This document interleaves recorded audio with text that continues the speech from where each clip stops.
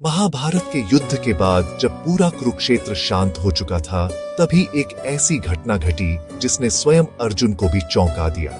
जैसे ही भगवान श्री कृष्ण ने अर्जुन से कहा, पार्थ, पहले तुम रथ से उतरो, और अर्जुन नीचे उतरे, अचानक उनका अजेय रथ धू धू कर जल उठा।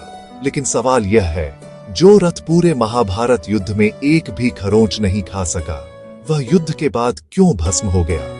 युद्ध के दौरान भीष्म, द्रोण और कर्ण जैसे महारथियों ने अर्जुन पर ब्रह्मास्त्र, आग्नेयास्त्र और अनेक दिव्य हथियारों का प्रयोग किया था।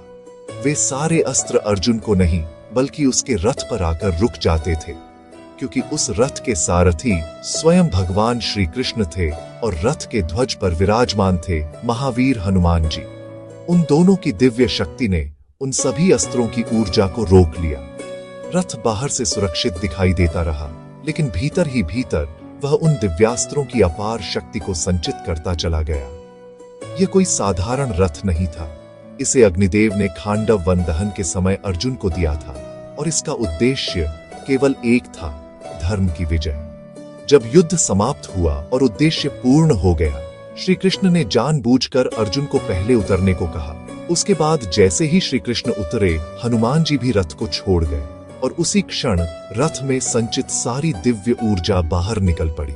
वह शक्ति इतनी प्रचंड थी कि रथ उसे सहन न कर सका और अग्नि की लपटों में जलकर भस्म हो गया।